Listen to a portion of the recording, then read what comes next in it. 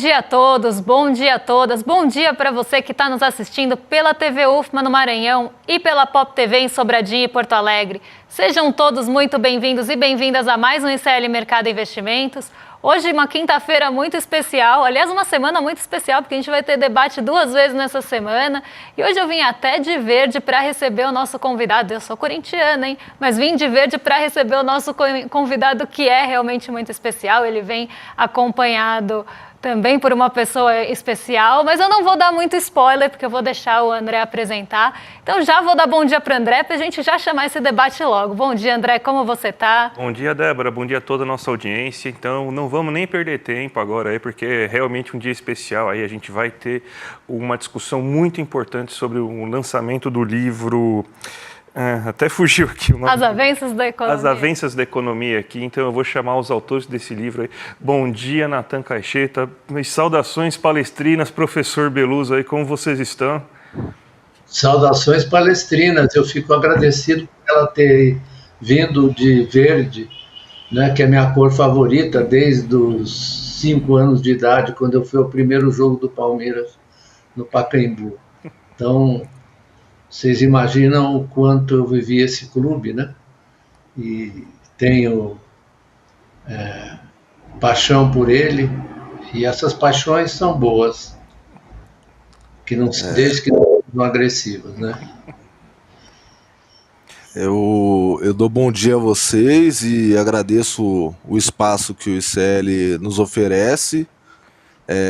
O ICL tem sido, nesses últimos anos, um foco de resistência ao avanço da extrema-direita, um foco do jornalismo independente.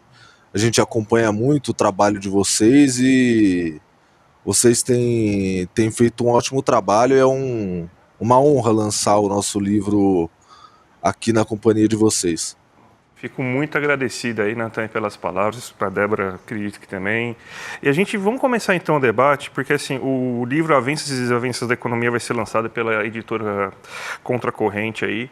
E a gente leu o livro assim, não inteiro ainda, mas eu fiquei muito curioso aí para conseguir, vou até destinar meu fim de semana aí, que teve feriado finalmente aí para isso, né, para completar a leitura do livro aí, tem coisa de cinema, economia aí vista por outros anos aí, bem, vamos dizer assim, você fica muito curioso assim em relação a tudo isso, mas eu queria chamar vocês dois então para fazer então uma explicação assim bem simplificada até para não economistas aí, que tem muitos que aliás, eu acho que quase toda a totalidade da nossa audiência é formada por não economistas, né? Então para você explicar o propósito, o conteúdo aí dessa publicação para a gente.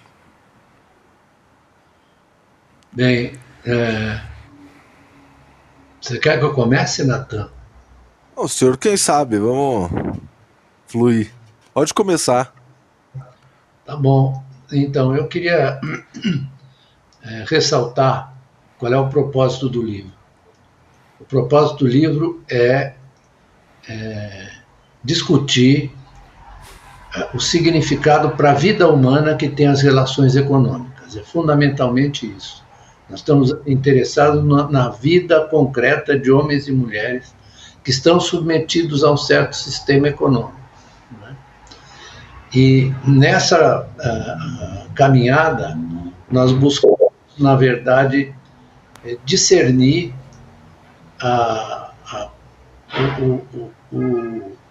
os ensinamentos, entre aspas, da economia convencional, né, que afasta totalmente os homens das suas estruturas pouco complexas, diga-se de passagem, né? Então, nós procuramos discutir como a economia vai construindo essas hipóteses e a demonstração delas de uma maneira a se tornar uma ciência, no sentido mais tosco do termo, se vocês me permitem. Mas, então, por isso mesmo, nós tivemos a ousadia, eu diria 2 economistas, tiveram a ousadia de incluir um debate sobre filosofia e física. Debate esse que nós vamos ampliar nos próximos artigos que vamos escolher. Então, esse capítulo é para mostrar o caráter, digamos, simplista da visão da economia convencional, que na verdade está amparada na física newtoniana, né? Não vamos aqui desqualificar, longe de nós desqualificar Isaac Newton. Mas o avanço do conhecimento, meu Deus do céu, desculpa, que coisa, que cara inconveniente. Não tem problema, professor. Mas o avanço do conhecimento na física mostrou, eu estava hoje até relendo a propósito um outro livro do Michael Epperson sobre a física quântica, e a física quântica demonstrou que as concepções binárias e simplificadoras colhidas da física newtoniana, né, foram substituídas, avançaram na direção da física quântica com o princípio da incerteza e da ontologia do mundo microfísico, né, que desmente ou se afasta das visões da física clássica, da física newtoniana, e, ademais, esse movimento foi acompanhado pela teoria da relatividade do Einstein, né, que criou a teoria dos campos em oposição, teoria dos campos na relação entre os corpos, né, e sobretudo os corpos celestes. A teoria dos campos supõe que você tenha forças, né, que acabam se transformando em movimentos, né? Aliás, a ideia de movimento é uma ideia que foi introduzida na física quântica, que foi introduzida pela física quântica, né?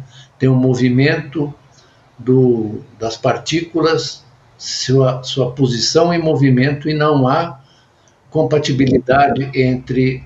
você não pode explicar a partir de um determinado exame do movimento das partículas a sua posição e a sua velocidade. Então, isso aí já introduz uma questão que em economia você tenta simplificar. Mas eu queria encerrar essa primeira parte da minha participação dizendo que tudo isso está ligado a uma crítica que nós fazemos em relação à economia como a sua pretensa condição de ciência. É uma área do conhecimento importante, né? E a vida concreta das pessoas.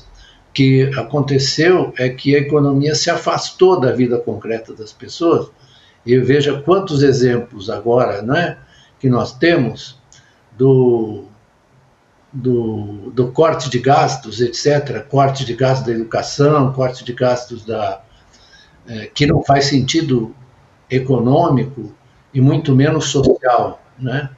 Que a gente tem que tratar a economia, interessa porque ela deve servir a vida humana e não se servir da vida humana, né? Então esse é o nosso propósito. Vou passar para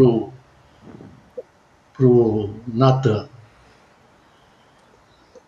Bom, o que a gente quis fazer no livro, né, o professor já explorou bastante as nossas pretensões, mas eu queria reafirmar um ponto. Acho que é o seguinte: quando a gente olha a constituição da chamada ciência moderna, né, ali pelo século XVIII, XIX, quando na verdade você começa a construir a física moderna, a matemática começa, digamos, a se espalhar como um referencial de rigor para o método científico, e começa todas as outras ciências, no campo das ciências sociais, a sociologia, a antropologia, a história, etc., começam a adquirir esse caráter, digamos, científico, entre muitas aspas, como o professor bem falou. Acontece o seguinte, que em quase todos os casos, e a gente escolheu a física porque na física isso é muito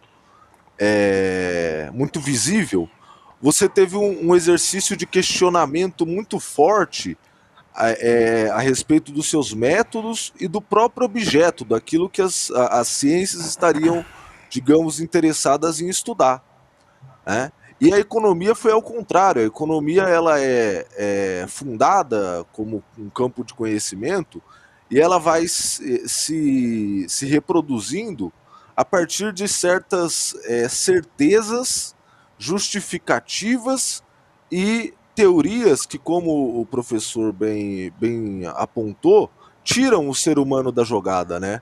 Um filósofo que o professor gosta muito, ele já é camarada do professor há muito tempo e meu ficou camarada desde a graduação, que é um tal de Karl Marx. Ele dizia o seguinte, na economia política, ela trata de trazer para dentro dela a inumanidade e deixar a humanidade fora dela. Eu acho que isso resume bem a tentativa de crítica que a gente tenta colocar no livro, de mostrar como nas ciências que se apossam da ideia de conhecer o mundo, de questionar, etc., você tem sempre um movimento de ida e volta, de estar sempre voltando ao seu objeto, perquirindo a realidade, e na economia é o contrário, você fecha lá um modelinho que você imagina explicar a realidade e fica por isso mesmo, né? Então, quando nós vemos a ideia de avanço da entre aspas, ciência econômica, não tem avanço, não tem avanços grandiosos, é sempre a mesma coisa reembalada, né? Se você pega os modelos de equilíbrio do início do século XX e pega os modelos modernos de expectativas racionais, etc., eles têm o mesmo fundamento epistemológico, digamos, né? Que é tirar o ser humano da jogada, tirar o tempo, tirar a moeda, ou seja, você tira tudo que importa e sobram apenas as variáveis que você acredita que correspondem a um certo comportamento. E isso é muito nocivo, porque a partir dessas concepções os economistas se colocam na posição de tomar decisões que impactam toda a sociedade. O professor citou a questão do corte de gastos, mas a gente pode citar a recente elevação dos juros, por exemplo, né? Na ata do Copom tinha um item escrito o seguinte: nós precisamos prestar atenção na inflação e subir os juros, porque o mercado de trabalho está apertado. Sabe o que eles querem dizer?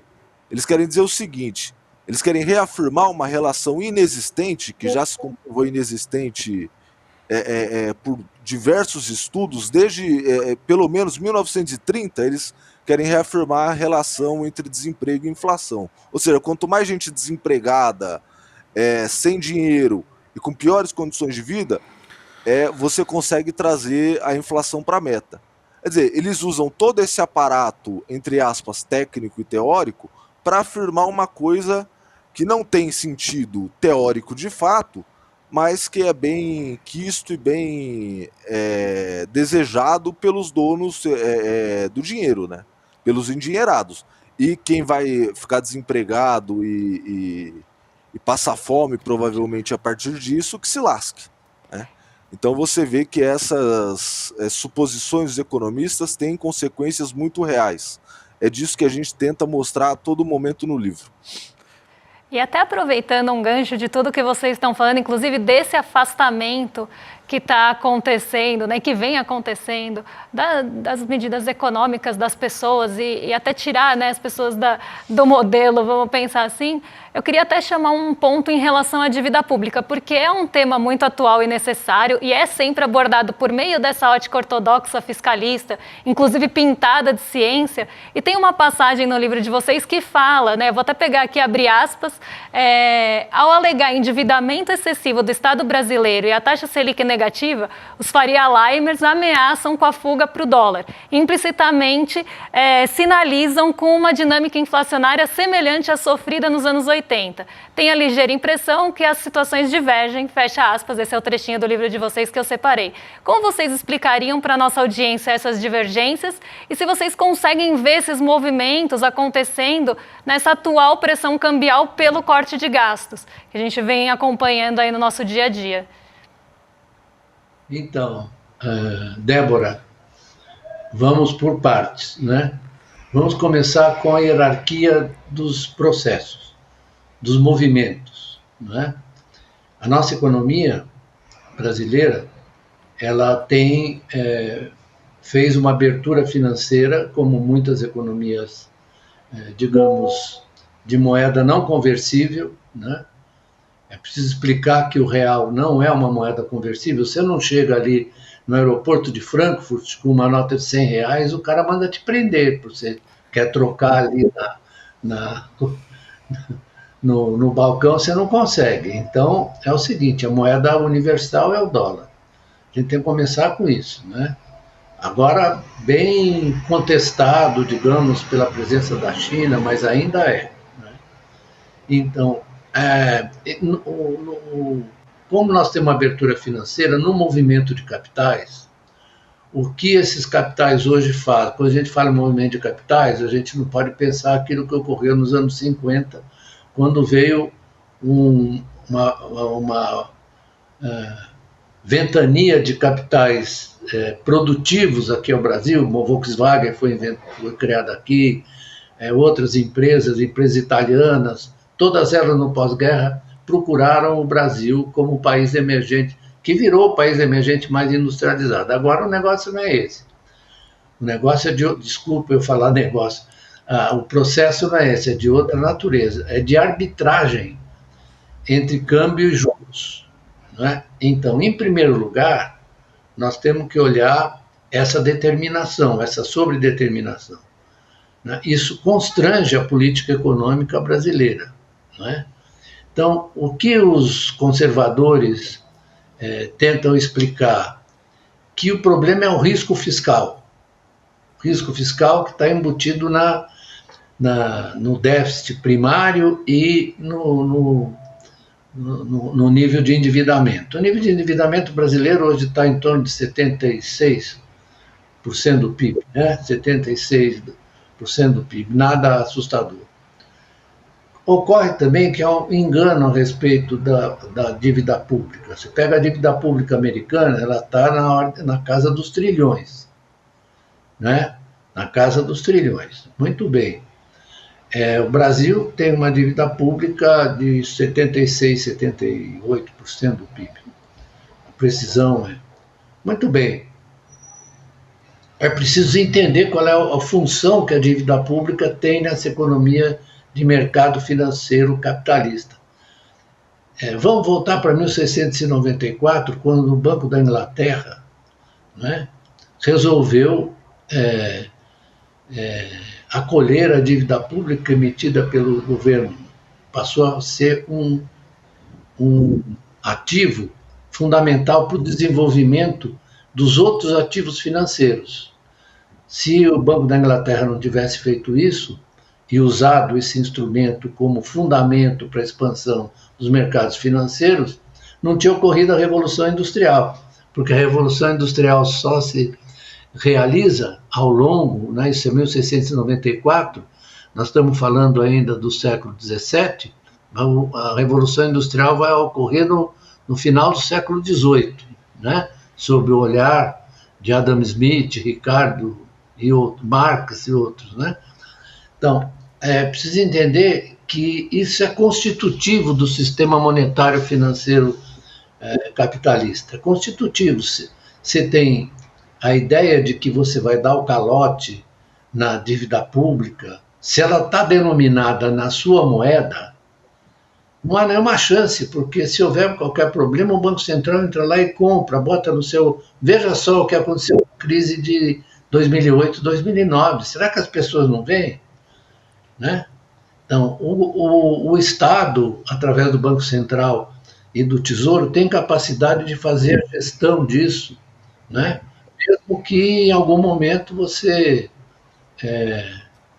tenha algum questionamento, etc. Mas não há nenhum caso de calote na dívida pública denominada em sua moeda, né? Quando nós sofremos a crise da dívida externa, foi por conta da dívida ser denominada em moeda estrangeira, dívida denominada em dólares. E aí nós tivemos esse choque, nós não emitimos dólar, o nosso Banco Central não pode usar dólar para comprar dívida externa. Ele não emite dólar, então não pode. Então, eu gostaria de deixar esse tema aí para o Natan comentar, porque eu já falei demais. Que isso, professor. Mas eu diria o seguinte, eu gostaria de pegar um pouco, comprar um pouco da posição do professor, né, já que a gente está falando de mercado financeiro também, para dizer o seguinte, duas coisas. Primeiro, os economistas não têm ideia do papel da dívida pública no capitalismo. Eles imaginam que é um ativo como outro qualquer. Eles imaginam que dívida pública você pode, digamos, substituir pelo uma ação XYZ pela dívida pública, é a mesma coisa. Não é. A dívida pública é um motor essencial da riqueza privada, porque ela não só funda a riqueza privada, como ela também impulsiona a partir do momento que ela permite que o Estado faça investimento, gaste, etc., ela bota a economia para andar. Então ela assegura a riqueza privada em última instância, né, como a gente vê, por exemplo, na crise de 2008, quando tudo está afundando, quando o barco está afundando para todo mundo, eles correm para a dívida pública, mas em primeira instância ela também é importante para fazer justamente esse papel, né, de iniciar o processo de gasto. E se a gente olha para a história, o professor falou da fundação do Banco da Inglaterra, o capitalismo é financeiro desde seu primeiro dia. Ele não começou a ser financeiro a partir de 1900 e bolinha. Não, ele é financeiro desde o século XVII. É preciso deixar claro isso. Eu vejo até gente, nossos amigos mais progressistas, etc., falando, não, temos que reverter a financiarização. Bom, então eles vão ter que voltar lá no início, vou fazer uma máquina do tempo, voltar lá no início e falar, ó, não vamos fazer capitalismo não, porque financiarização não pode. Não dá para fazer isso, né? Então a gente tem que ter consciência disso. O capitalismo é um troço financeiro. Ponto, parágrafo. Agora, esse movimento que tem acontecido agora, cambial, é um movimento puramente especulativo, né? Como aconteceu há algumas semanas atrás, aconteceu no Japão um troço desse. A bolsa caiu de um dia para o outro, porque o pessoal estava interessado em pegar lá um quinhão, né, do movimento dos juros norte-americano. O Japão tem alguma coisa a ver com isso? O Japão está em risco fiscal? Evidente que não. Mas o movimento de capitais, a necessidade desses fundos de investimento, grandes instituições financeiras, em rentabilizar o seu patrimônio, faz com que você tenha esses movimentos, né? E quando a gente está tratando de mercados emergentes como o nosso, como o Brasil, que tem moeda fraca, mas que tem também um Banco Central muito,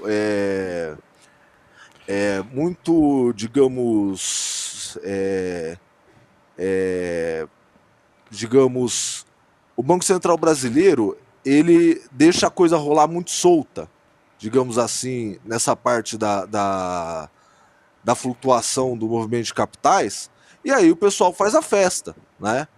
Sobe o câmbio lá para cima para pressionar o Banco Central e o governo, né? Então, essa é uma pressão externa, tem a ver com o que acontece lá fora.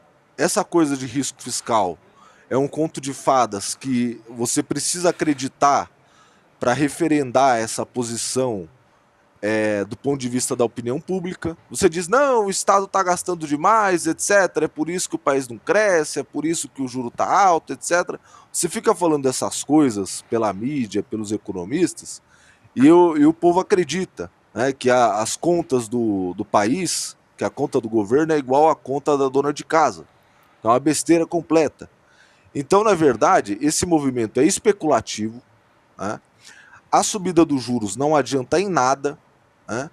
Isso gerou, evidentemente, uma subida da inflação, como a gente viu agora, e o nosso Banco Central atuou muito mal. Não sei qual a opinião do professor sobre isso, mas o nosso Banco Central, aliás, a gestão Campos Neto inteira, em matéria cambial, foi uma tragédia.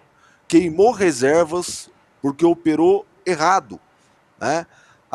Acha que só porque o nosso regime de câmbio é flutuante, você pode deixar a coisa na mão dos grandes fundos, eles determinam o preço e você só vai lá no final e faz um movimento para acomodar o processo. Quer dizer, então você permitiu que esse movimento acontecesse ao não intervir seriamente no mercado de câmbio, e agora está triste porque a inflação subiu e você quer que o governo corte gastos e ainda de lambuja você sobe a taxa de juros em 0,5% sem precisar. Uma coisa terrível, que vai cobrar um preço lá na frente no próximo ano em termos de crescimento. Isso não tenho muitas dúvidas.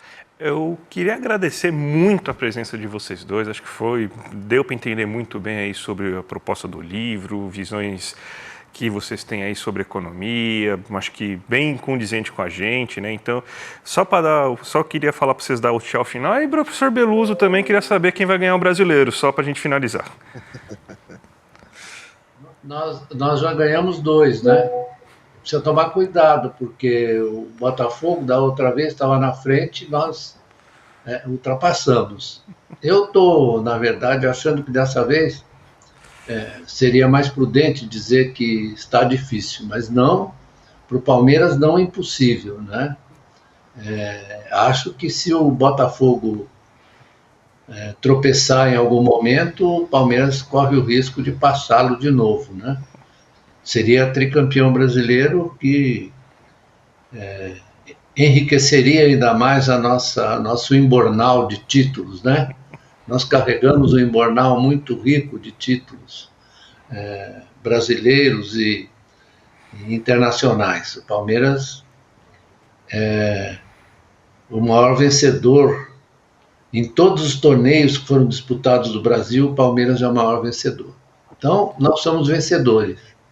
E eu espero que a gente repita esse desempenho esse ano em cima do Botafogo. Bom, muito obrigado pelo espaço que vocês concederam a gente. Foi um papo muito agradável e sempre que precisarem aí das nossos pitacos e considerações, estamos aí para contribuir para o debate. Muito obrigado, gente. Até uma próxima oportunidade. E hoje à noite, gente, tem a grande estreia, a grande live aí, nossa grande aula, a abertura da 3ª turma do Empreendedor Mestre, gente. Então, quem não se inscreveu ainda para essa aula que vai acontecer hoje às 8 horas da noite, se inscreve aí em iclmercado.com.br. É a aula preferida aí do Eduardo Moreira. Aliás, não só do Eduardo, de todo mundo aí que participou do Empreendedor Mestre, que é Os Segredos das Vendas e da Persuasão. Então ele refez a aula e vai mostrar aí para todo mundo aí para vocês verem como funciona o Empreendedor Mestre. É imperdível. Aproveita o feriado e já clica aqui iclmercado.com.br, liga o sininho aí para 8 horas começar. E André, tá cheio de palmeirense aqui no chat, e sabe o que também tá cheio no chat? De rolezeiros. Então, para não atrasar mais vocês, também hoje, Roberta Garcia, que também é palmeirense, cheio de palmeirense aqui, hein?